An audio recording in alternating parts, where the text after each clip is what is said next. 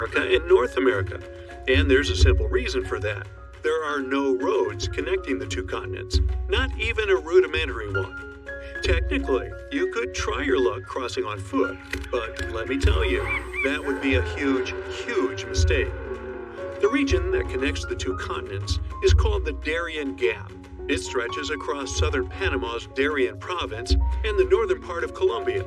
The only land route there is a 60-mile jungle trek.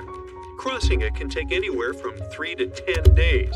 It depends on weather conditions, how much you're carrying, and honestly, just pure luck. Chance plays a big role here because this isn't some chill, relaxing nature walk.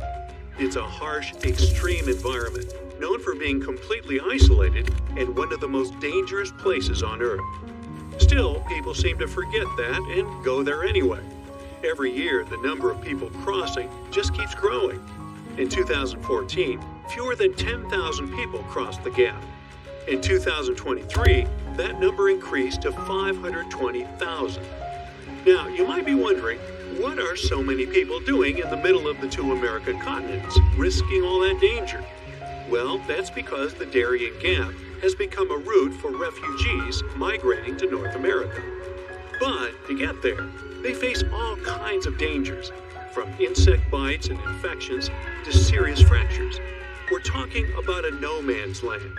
Since there are no police stations, immigrants must also watch out for thieves. Along the way, they have no choice but to rely on and support each other. Most people start the crossing with at least a tent or tarp, rain boots, water, and some food. But these things get heavy fast, and people normally can't carry enough supplies for the entire journey. At some point, people start drinking river water to avoid dehydration. But the water's full of bacteria and dirt, so it causes intestinal issues. And if things get serious, there's no medical help there. To make this whole scenario even worse, the temperatures are brutal, often hitting over 95 degrees Fahrenheit. Now, a small subset of people who venture through the Darien Gap are hardcore adventurers and travelers looking for a survival experience in the jungle. But this region is no place for a relaxing vacation. A group of tourists who went there in 2023 ended up getting jungle rot, a fungus that affects the feet. The situation got so bad that a woman had to be carried out by the group on the last day because she couldn't walk. No matter how prepared people are for the Darien Gap, in the end, survival mostly comes down to luck. Out there, travelers won't find cities with solid infrastructure where they can crash at a hotel and gear up for the next day. In some spots, they might stumble across basic camps right in the jungle. These camps might offer wooden platforms for tents, bucket showers, toilets, and even plates of chicken and rice.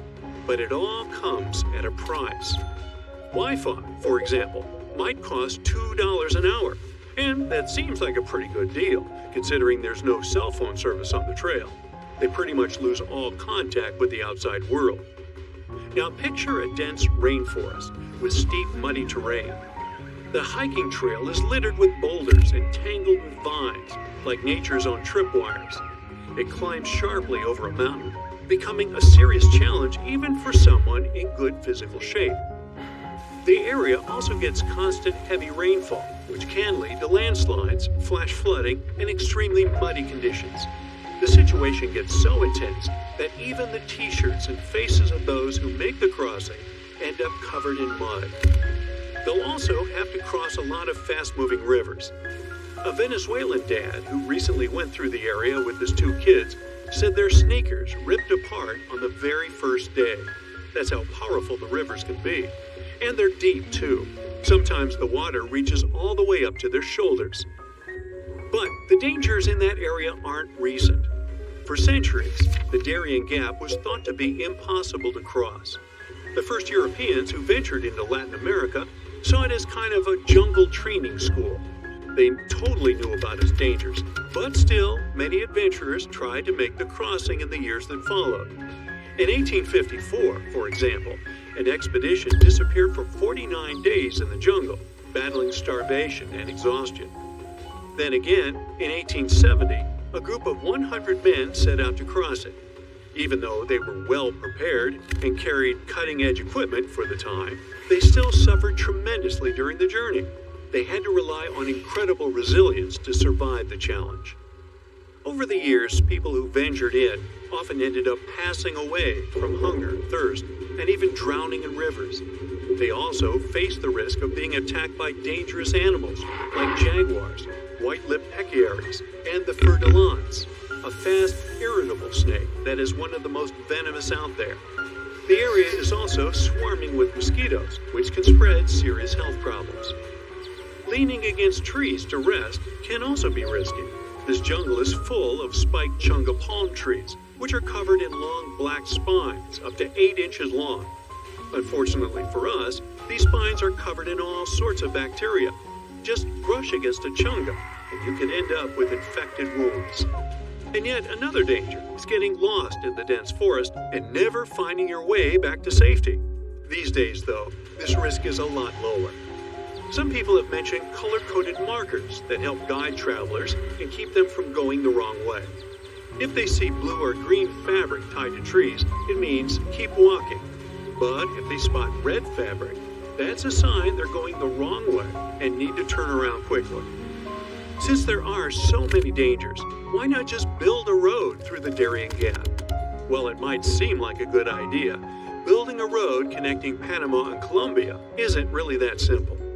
The Darien Gap has a humid climate, tough terrain, and constant rainfall, which means any attempt to build a functional road would be highly challenging and super expensive. Even though there have been previous attempts to fill in the gap. See, there's a huge road system called the Pan-American Highway, which stretches all the way from Alaska to the southern tip of Argentina. Nowadays, this highway hits a roadblock right at the Darien Gap. But it wasn't supposed to be like this, as the original idea was for the road to go through there. Leaders from Latin American countries tried to make this plan happen in the 70s, and then again in the 90s. But a lot of people were against it, mainly because they wanted to protect the local communities and the rainforest. Since the Darien Gap is mostly untouched by humans, it's one of the most biodiverse places on the planet. It's believed that 1 in 5 species are endemic to the region, meaning they only exist in that specific area, like the Darien pocket gopher and the slatty slender mouse opossum. A road would have really damaged the ecosystem in the area, so the plans were scrapped. Eventually, an alternative was created to travel by sea. At least 2 companies started a ferry service connecting the 2 countries. However, the business wasn't profitable, and they ended up shutting down. Not long ago, Panama decided to close the Darien Gap route. Now they're sealed off with barbed wire fencing. It might just be a matter of time before other routes are created. But if you are an adventurer looking to visit South America, it's probably not best to wait for that. Traveling by plane to Colombia will always be a much safer option. That's it for today. So hey, if you pacified your curiosity, then give the video a like and share it with your friends. Or if you want more, just click on these videos and stay on the bright side.